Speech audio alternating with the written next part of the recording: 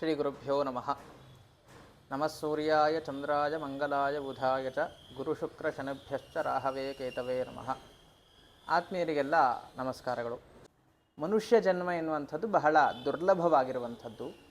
ಅದರ ಜೊತೆಗೆ ಸಜ್ಜನರ ಸಹವಾಸ ಆಗಿರಬಹುದು, ಉತ್ತಮ ವಿಚಾರಗಳ ಗ್ರಹಣೆ ಮಾಡುವಂಥ ಅವಕಾಶ ಆಗಿರಬಹುದು, ಇದು ಎಲ್ಲರಿಗೂ ಕೂಡ ಸಾಧ್ಯವಾಗುವುದಿಲ್ಲ. ಆ ಅವಕಾಶಗಳು ಯಾವಾಗ ನಮಗೆ ಸಿಗುತ್ತೆ? ಎಂತಹ ಅವಕಾಶವನ್ನು ಉಪಯೋಗಿಸಿಕೊಂಡು ಒಬ್ಬ ಮನುಷ್ಯ ತನ್ನ ಜೀವನವನ್ನು ಹೇಗೆ ಸುಧಾರಿಸಿಕೊಳ್ಳಲು ಸಾಧ್ಯವಾಗುತ್ತೆ ಅಂತ ನೋಡ್ತಾ ಹೋದಾಗ ನಮಗೆ ಹಲವಾರು ಪುಣ್ಯ ಸಮಯಗಳು, ಪರ್ವದಿನಗಳು ಇದಕ್ಕೋಸ್ಕರವಾಗಿಯೇ ಮೀಸಲಾಗಿದೆ ಅಂಥೇಳಿ ನಾವು ತಿಳ್ಕೊಳ್ಬಹುದಾಗಿರುತ್ತೆ. ಉದಾಹರಣೆಗೆ, ಪ್ರತಿ ತಿಂಗಳೂ ಬರುವಂತಹ ಸಂಕ್ರಮಣ ಆಗಿರಬಹುದು, ದಕ್ಷಿಣಾಯನ ಉತ್ತರಾಯಣ ಪುಣ್ಯಕಾಲಗಳಾಗಿರಬಹುದು, ಅಮಾವಾಸ್ಯೆ, ಪೂರ್ಣಿಮಾ, ಏಕಾದಶಿ, ಹೀಗೆ ಹಲವಾರು ದಿನಗಳು ಮನುಷ್ಯ ತನ್ನ ಆಂತರಿಕ ಶಕ್ತಿಯನ್ನು ಜಾಗೃತ ಮಾಡಿಕೊಂಡು ಜೀವನದ ಉತ್ತುಂಗಕ್ಕೆ ಏರಲು ಬೇಕಾಗಿರುವಂತಹ ಶಕ್ತಿಯನ್ನು ಗ್ರಹಣೆ ಮಾಡುವಂತಹ ಸಾಮರ್ಥ್ಯವನಿಗೆ ಆ ದಿನಗಳಲ್ಲಿ ಪ್ರಾಪ್ತವಾಗುವಂಥದ್ದಾಗಿರುತ್ತೆ. ಜೀವನ ಕೇವಲ ಆಹಾರವನ್ನು ಸ್ವೀಕಾರ ಮಾಡುವಂಥದ್ದು, ನಿದ್ದೆಯನ್ನು ಮಾಡುವಂಥದ್ದು. ಪ್ರಾಣಿಗಳು ಹೇಗೆ ಜೀವನವನ್ನು ನಡೆಸ್ತಾವೋ ಹಾಗೆ ಜೀವನ ನಡೆಸುವುದಷ್ಟೇ ಮಾನವನ ಕರ್ತವ್ಯ ಅಲ್ಲ.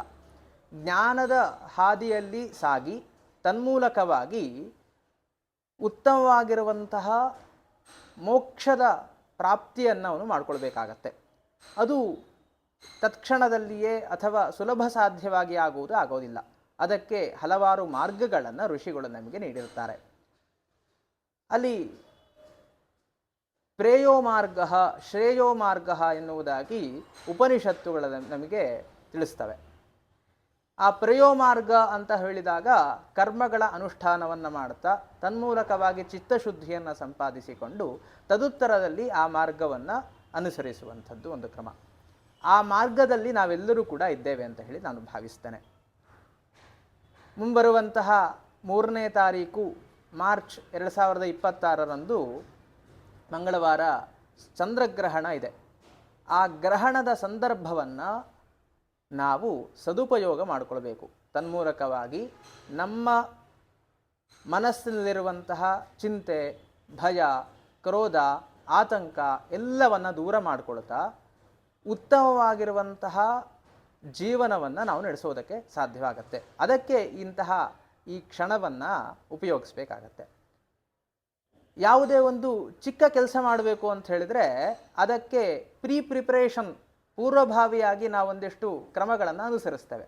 ಅದೇ ತರಹ ಈ ಗ್ರಹಣಾಚರಣೆಯ ಸಂದರ್ಭದಲ್ಲಿಯೂ ಕೂಡ ಉತ್ತಮವಾಗಿರುವಂತಹ ಆ ಶಕ್ತಿಯ ಗ್ರಹಣೆ ಮಾಡಿಕೊಳ್ಬೇಕು, ತನ್ಮೂಲಕವಾಗಿ ನನ್ನ ಜೀವನವನ್ನು ಸುಧಾರಿಸ್ಕೊಳ್ಬೇಕು ಅಂತ ಯಾರೆಲ್ಲ ಇಚ್ಛೆ ಪಡ್ತೀರೋ ಅವರು ಏನು ಮಾಡಬೇಕು ಅಂತ ಹೇಳಿದರೆ, ಸೂರ್ಯೋದಯಕ್ಕೂ ಪೂರ್ವದಲ್ಲಿಯೇ ಎದ್ದು ತನ್ನ ನಿತ್ಯ ಕರ್ಮಾನುಷ್ಠಾನಗಳನ್ನೆಲ್ಲ ಮುಗಿಸಿಕೊಂಡು ಪರ್ವಕಾಲ ಬರುವವರೆಗೂ ನಾವು ಮನಸ್ಸನ್ನು ಹತೋಟಿಯಲ್ಲಿಟ್ಟುಕೊಂಡು ಪರ್ವಕಾಲ ಬಂದ ನಂತರ ವಿಶೇಷವಾಗಿ ಸ್ಪರ್ಶಕಾಲದಲ್ಲಿ ಸ್ನಾನವನ್ನು ಮಾಡಿಕೊಳ್ಬೇಕು.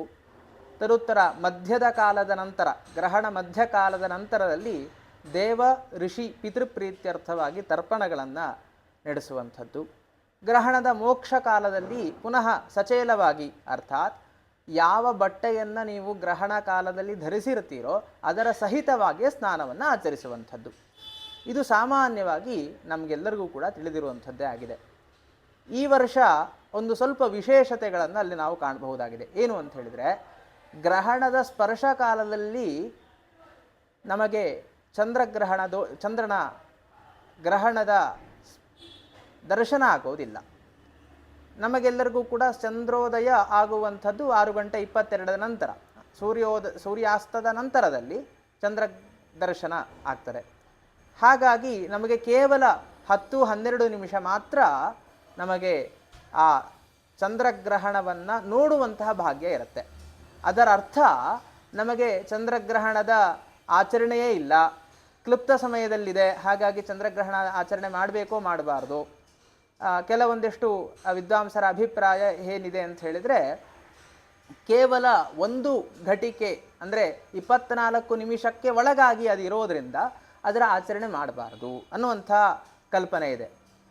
ಅಥವಾ ಎಷ್ಟು ಶಕ್ತಿ ಯಥಾಶಕ್ತಿಯಾಗಿ ಸ್ನಾನ ಅಥವಾ ದಾನ ಯಾವುದು ಅವರಿಗೆ ಉಚಿತವಾಗುತ್ತೋ ಸಾಧ್ಯವಾಗುತ್ತೋ ಅದನ್ನಷ್ಟೇ ಆಚರಣೆ ಮಾಡಿದರೆ ಸಾಕು.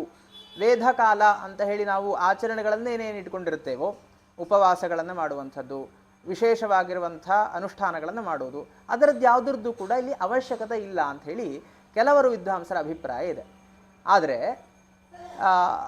ಸಂಹಿತಾ ಗ್ರಂಥಗಳು, ಜ್ಯೋತಿಷ ಶಾಸ್ತ್ರದ ಸಂಹಿತಾ ಗ್ರಂಥಗಳನ್ನು ಆಧರಿಸಿಕೊಂಡು ಹೇಳೋದಾದರೆ ಅಲ್ಲಿ ಈ ಥರದ ಯಾವುದೇ ನಿಯಮಗಳನ್ನು ಹೇಳಿಲ್ಲ. ಸೂರ್ಯೋದಯ ಕಾಲದಲ್ಲಿಯೇ, ಸೂರ್ಯದ ಉದಯ ಕಾಲದಲ್ಲಿ, ಹಗಲಿನ ಕಾಲದಲ್ಲಿಯೇ ಚಂದ್ರಗ್ರಹಣ ಆದರೆ ಅಥವಾ ರಾತ್ರಿ ಕಾಲದಲ್ಲಿ ಸೂರ್ಯಗ್ರಹಣ ಆದರೆ ಅದು ನಮಗೆ ಗೋಚರ ಆಗೋದಿಲ್ಲ. ಆ ದೇಶ ಕಾಲಕ್ಕೆ ಅನುಸಾರವಾಗಿ ಅದು ಗೋಚರ ಆಗದೇ ಇರುವಂತಹ ಸಂಭವ ಹೆಚ್ಚಿರುತ್ತೆ.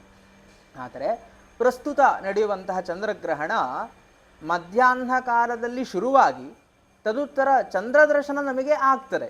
ಸಂಪೂರ್ಣವಾಗಿ ನಮಗೆ ಚಂದ್ರದರ್ಶನವೇ ಆಗೋದಿಲ್ಲ ಅನ್ನುವಂಥ ಪಕ್ಷದಲ್ಲಿ ಅದರ ಆಚರಣೆ ಮಾಡುವುದು ಅವಶ್ಯಕತೆ ಇಲ್ಲ ಅಂತ ಹೇಳಿ ನಾವು ನಿರ್ಣಯ ಮಾಡಬಹುದಾಗಿತ್ತು. ಆದರೆ ಚಂದ್ರಗ್ರಹಣ ದರ್ಶನ ನಮಗೆ ಆಗ್ತದೆ, ಕ್ಲುಪ್ತ ಸಮಯದಲ್ಲಿದೆ, ಮಾಡಬಹುದಾ ಮಾಡಬಾರ್ದಾ ಅನ್ನುವಂತಹ ಸಂಶಯಕ್ಕೆ ನಮಗೆ ಇತಿಹಾಸಗಳನ್ನು ತಿರುಗಿ ನೋಡಿದರೆ ಗೊತ್ತಾಗ್ತದೆ.